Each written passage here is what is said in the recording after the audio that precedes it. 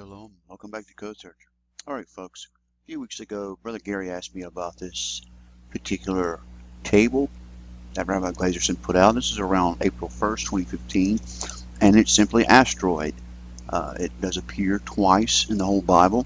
However, he speaks in this video how it appears twice in the Torah, which is correct. But you could also search the whole Bible, and you see how there's no verse under here.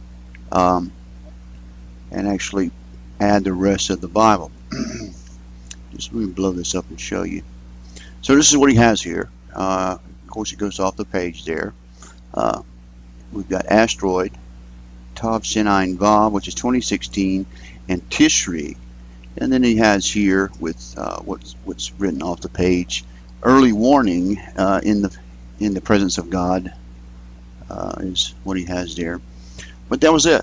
That was really what he had left us at, and he talks about how somebody wrote in and asked if this was in the Torah or in the codes, and indeed they were looking for September 24th, 5776.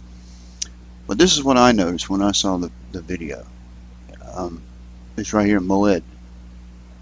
You got Moed and a Vav right there. So you got Tishri 6 or Moed with the Vav. And if you really was kind of wanted to see how far it could go, there's a Yod here. So you got 6 and 10, which would be 16. But it looks to me like the 6th, which is right in the middle of the days of awe. Happens to be, let me just check real quick, the 19th, I believe. It's the 19th of September, right here. And so this is as far as he went. And so I took it from there. Here we are. Very same table. I have the Tanakh as well, the rest of the Bible. But right here is where he ends. This is what he had highlighted at the bottom. This is the what was going off the page, which is the early warning, and in the presence of God, I believe he talks about standing there. Anyway, here we go. Asteroid, right there. Here's Tav Shenayin Vav, Tishri 6, and you got Moed right there. But have a look at this. The days of Noah connecting there. Not only that, you also had Tav Shenayin Vav up here as well, connecting to Barak. And it's backwards. In the black, we've got is visible. And arrival coming together, the covenant of God with arrival right there, and have dome, which is blood. But have a look at this right where he has highlighted in that video. This is the conjunction we have here. We've got blood moons in the red, and with that hay, that red hay, Mashiach, the very same skip as blood moons right there. And that red hay in the Mashiach, by the way, is Yeshua, the Messiah. And war is embedded in there as well. War is also here 3 times in the plain text. You can see there. How's this? War and peace coming together. Shemitah is here. The Shemitah. It's at a larger skip, so it means it's probably less significant than, let's say, Jubilee. So we got Jubilee here several times with 1, and Jubilee here as well as here, and down here in 1 line. But look at this right there with Jubilee. We've got Nibiru written backwards, very small skip. It's also over here Nibiru with Maseroth right there. How about this? I saw moon days, and remembering what was in the table by Ben Ezra, I found moon days and looked, and there it was, blood, moon days in the land, or in Israel. We got wormwood here in green, and also the United States running in white going off the page there. As you can see here, well, it goes on over. There it is. The United States is celebrate. Like I said, we've got the early warning. Also here, which was interesting, crossing through, which was the blood was sprinkled upon the altar, right there. But back to the Shemitah, before we go any further. You see the skip here. Look what is exactly at the same skip pattern. Not only that, it happens in the very same lines. Every one of them are the same lines. You see these letters here, this one here, and then this one. They're all in the same line. Very same skip pattern. And that word is rapture, right there. The valley of the Raphaim is in here, and you got Wormwood. Also the Mashiach, right there with the house of God and blood on his hands. Also the house of God here connecting with the Jubilee, Yeshua as well. Jubilee and Yeshua coming together. Interesting pattern here with Rapture. Also is visible, Jubilee right there and sharing that Vav. And this in Yahshua right here and right here with the word the Goyim, the Goel. Got a little tongue tied there for a second. The Goel, which is the Redeemer. And I think that's it on the ELS. So let's go look at some of the actual verses we've got here. And this very first one will be Vakra. Let me show you Vakra. Leviticus. And that very first one is in Leviticus 25. We're starting with verse 34. And that's where we'll start reading from here. 25:34. And if a man purchase of the Levites in a house that was sold in the city of his possession, thou shalt go out in the year of Jubilee.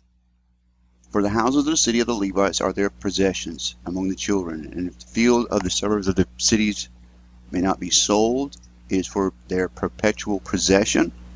And if thy brother be waxen poor and fallen into decay with thee, then thou shalt relieve him, yea, though he be a stranger, a sojourner, that he may live with thee. Thou shalt no usury of him, or increase, but fear thy God, that thy brother may live with thee. And thou shalt not give him and thou shalt give him thy money upon usury, nor lend him thy victuals for increase. I am the Lord your God, which brought you forth out of the land of Egypt, to give you the land of Canaan, and obey your God. And it goes on talking about serving until the end of the year of Jubilee. And folks, by the way, I've said before, if the rapture does not happen this Rosh Hashanah, then we're in trouble. Now, it could very well be that we have to go through the whole Jubilee year. I do not know. We'll just have to wait and see. Jesus said, wait and watch, and that's all we can do. So, but I thought it was interesting that Jubilee appears so many times in this table, and the year of this asteroid, somewhere in Tishri, I presume, with the Moed there, is significant. Devarim 4:24. We're in the 4th chapter of Deuteronomy, and this is really interesting, folks, because Jesus said, ye shall see tribulation. So let's go and read what it says in Deuteronomy here, right in the bulk of what this table is all about.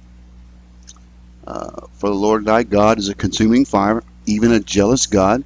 When thou shalt beget children, and the children's children, and ye shall have remained along in the land, and shall corrupt yourself, and make graven image or likeness of anything, and shall do evil in the sight of in the sight of the Lord thy God, to provoke him to anger. I will call heaven and earth to witness against you this day.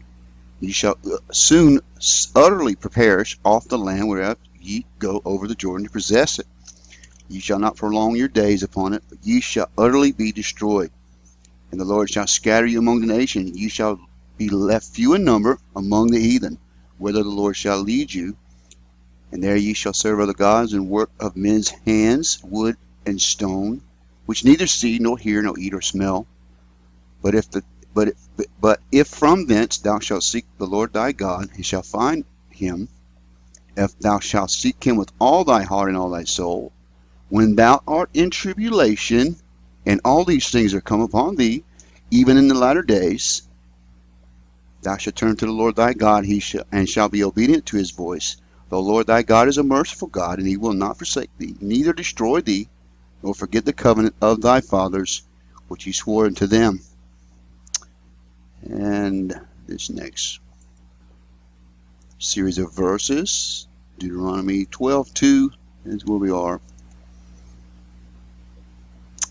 And let's see. Ye shall utterly destroy all the places whereon other nations ye shall possess, served their gods upon their high mountains, and upon the hills, and under every green tree. And ye shall overthrow their altars, and break up their pillars, and burn their groves with fire. And ye shall hew down the graven image of their gods, and destroy the names of them out of that place. Ye shall do so unto the Lord thy God. All the idol worship going on in the land. And then this next one right here, I thought this was interesting.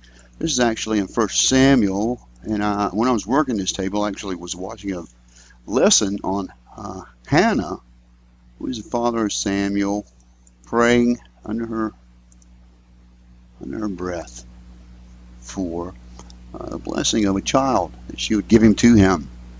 So I got it highlighted. This is actually the first prophet mentioned in the Bible. We start there. And there is none holy as the Lord, for there is none beside thee, neither thee that any rock like our God. Multiply not exceedingly proud talk, let not arrogancy come out of your mouth. For the Lord is a God of knowledge, and by him actions are weighed. The bowls of the mighty men are broken, and they that stumble are girded with strength. And they that were full have hired themselves out for bread, and they were hungry have ceased. While the barren hath borne 7, she bore 7 children, that she may have many children that languish. The Lord killeth, the Lord maketh live. He bringeth down to the grave, and he buildeth up. And that's where I stopped there. Anyway, I thought that was interesting where the barren bore 7 children. Pattern of 7. Isaiah 14:1 is where we are here, and I think that's all I have highlighted. This just goes to show you that not everything is shown by the rabbi. For the Lord will have mercy on Jacob, and yet he will choose Israel, and set them their own land, and the strangers shall be joined with them, and they shall cleave to the house of Jacob, and the people shall take them and bring them to their place, and the house of Israel shall possess them in the land. For the Lord of the servants and handmaids, and they shall take with them captives, who captives they were, and they shall rule over their oppressors. Amen. And that is, of course, where we have Rapture and Jubilee, and recorded in the book of Days. I didn't tell you that. It's also crossing over the book of Jubilees. The word Jubilee right there, written in the book of Days, which would be, I guess, the book of Jubilees. And of course we got Hosea down here. Let's go ahead and read that, which is very interesting. Very quickly. For I will go into Ephraim as a lion, and as a young lion in the house of Judah, even I will tear and go away, and I will take away, and none shall rescue him. And I will go and return unto my place, until they acknowledge their offense, and seek my face and their affliction. Then they will seek me early. Come, let us return to the Lord, for he hath torn, and he hath healed us, and he hath smitten us, and he will bind us up, and after 2 days he will revive us, and in the 3rd day he will raise us up, and we shall live in his sight. Glory to God. Folks, and that's all I got for this. We're about to run out of time. So, shalom, and God bless you. Be looking for the next video.